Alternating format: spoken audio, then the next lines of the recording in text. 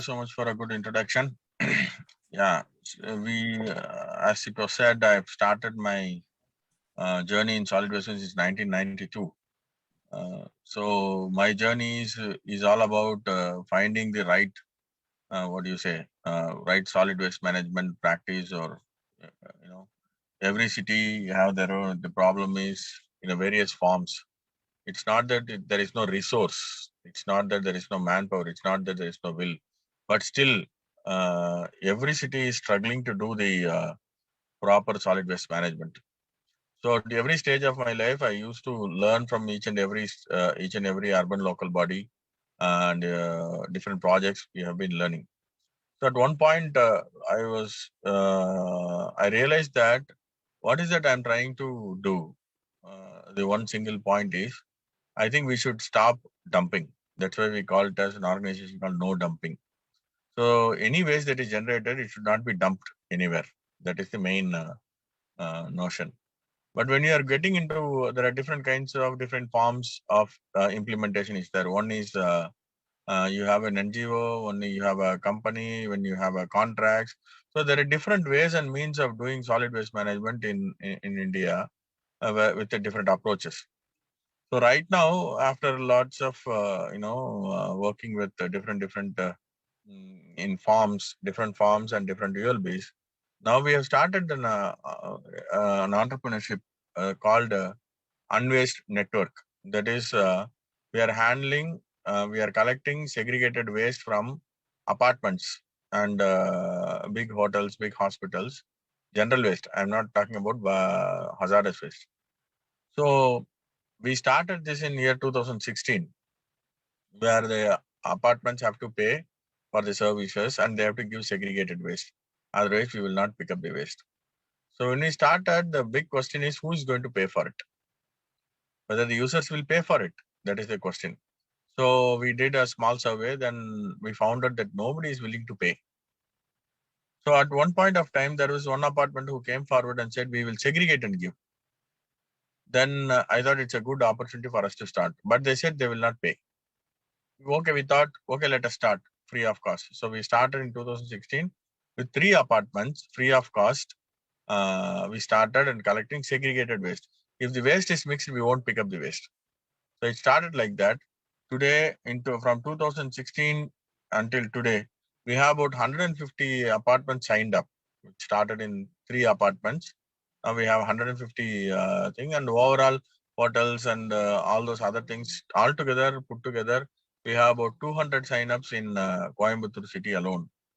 Coimbatore, it's a very big learning space for us. So to go and to start the same activity in other cities, we need to know clearly what exactly we have to do. That's why though we tried in starting in other cities, we were not successful in other cities. Then we realized that we have to clearly learn how the waste management has to be done from the generator to processing. So we need to equip ourselves with different skills, technology, logistics management or fleet management technology we need to have, and we need to have processing technology for wet waste, processing technology for dry waste, many things that need to be done in a more systematic and scientific way. Suppose if we have to go and replicate the same thing in any other cities, what is the basic things that we need? We need logistics, we need processing facilities to properly handle and recycle or dispose. Without this, we cannot uh, replicate same story in any other city. Right now, we are handling about 30 tons of waste every day, and with about 15 vehicles we have. We do have scope for about 100 vehicles in Coimbatore alone, and there is a very good scope for growth because thanks to Swachh Bharat mission in India, that it has clearly said bulk waste management is the responsibility of the generator, or they have to give it to the service providing agency. So here it opens up bigger opportunities for every entrepreneur who is willing to start waste management in the city. We have engaged, 15 vehicles are there. We have our own processing facility, and we have a full-time office that works with various departments, logistics, accounts, marketing, customer care. Like that, we have different departments. So what we are trying to do here in this model, that we wanted to develop what do you say, circular economy, or we wanted to close the loop. So it's not that we collect and we dump somewhere. We are doing also processing. So each and every activity has its own profit center. When we started this thing, we started with the free of cost. Then within 1.5 year that we realized, within 1 year we reached about 3 to 30 apartments that we reached, and we were not able to sustain because there is no revenue. Then we approached the community. They said we cannot do this. Then they said, you what do you want to continue the service? Then we said user fees. Then they paid 100 rupees per family. That's how people started paying us. Today, with all the activities in Coimbatore, after we started, there are about 4 or 5 more people who is exclusively doing like this, because we have already created the benchmark and we have already created a success story. That's why it is easy for other people to copy and do it. So right now, maybe we can say in Coimbatore that bulk waste management will be around somewhere about 100 tons is being done by different agencies in Coimbatore. There is a great opportunity. It's not only logistics. In wet waste processing, you have wet waste, you can do composting, you can do biogas, you can do vermicomposting. Now, recently, we have found out a small process where you can process your wet waste into briquettes, fuel briquettes, so that you can sell it in the market price. Like, for example, compost, if you sell it, you may get 2 rupees or 3 rupees per kilo, whereas briquettes in the market, it's about 6 rupees. So when we wanted to make the solid waste management sustainable, want more people to come in, then we need to create it as a profitable activities. So we are trying to create each activity as a profit center. So we are trying to do organic waste into fuel briquettes, and dry waste we are also trying to create. Though it is very good revenue generation with dry waste, but still we need to create lot of systems, that dry waste collection, how it's coming, what is the quality, how we segregate different kinds of items, and how we are tying up with the market with a good price. So lots of institutional mechanism that needs to be done for the organization to sustain, and very important, organizations to grow. And the next important thing is the same thing to be replicated in different cities. We call it as multi-city model. So here now we are able to reach people. So we call it as creating awareness. We call it as how habitat orientation workshop. So it's not that we go and talk to each and every household and trying to convince. No, we won't do like that. We work with organized, willing, and like-minded communities, so that our work will become a little easier. So they are already organized, they are like-minded, then they are willing.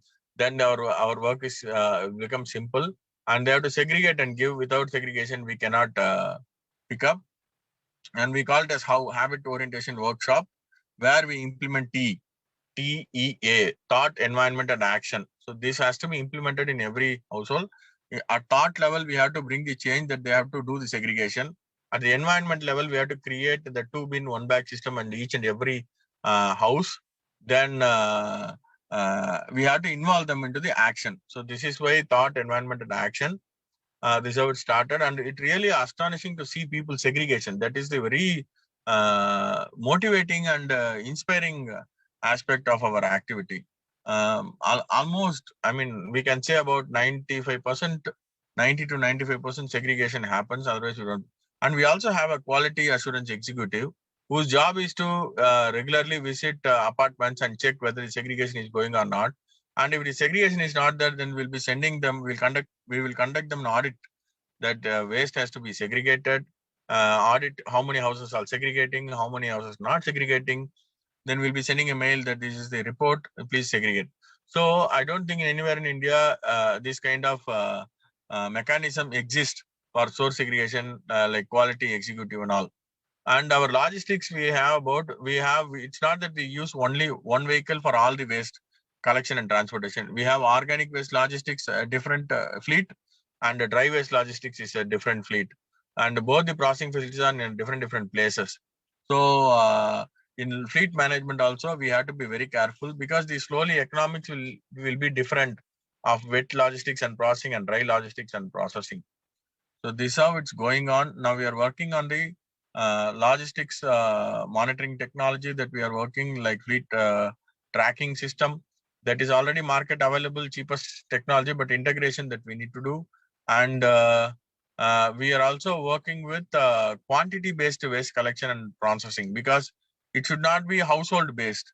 It should be the quantity based.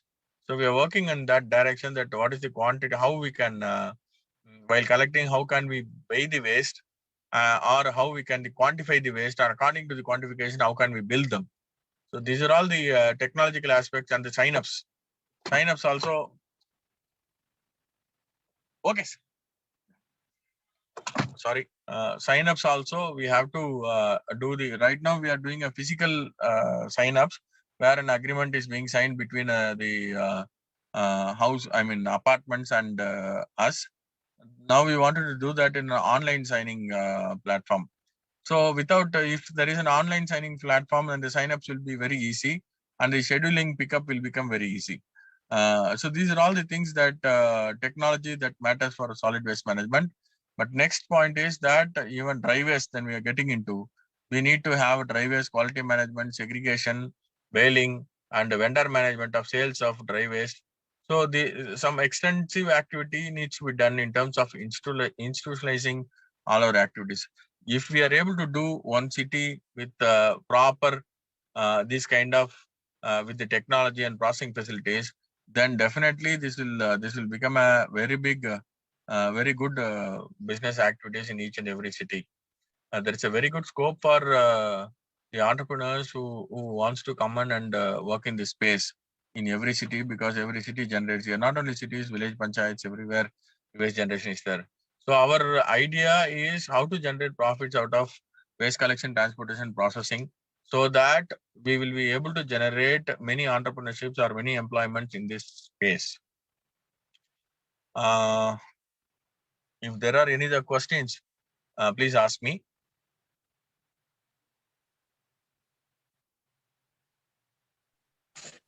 Yes, sir. So you speak about the apartment, how the apartments are handling their waste, but this is only in Coimbatore. So, sir, what are the first few steps to initiate a waste management program in any of the apartments or apartments all over the India? See, for that only Government of India has clearly stated bulk waste management rules. There is a rule 2016 rules where it is clearly stated that the bulk waste management.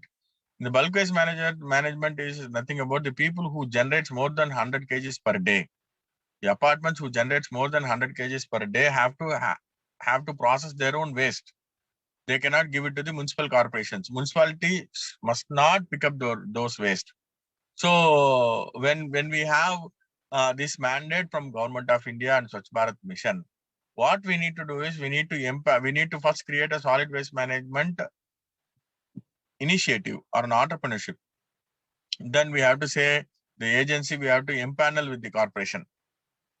Once the empanelment is done, you must have your own logistics, you must have your own processing facility. These two things are very, very important. So you must have office, you must have processing facility, you must have logistics. If you have these three things, then you can start.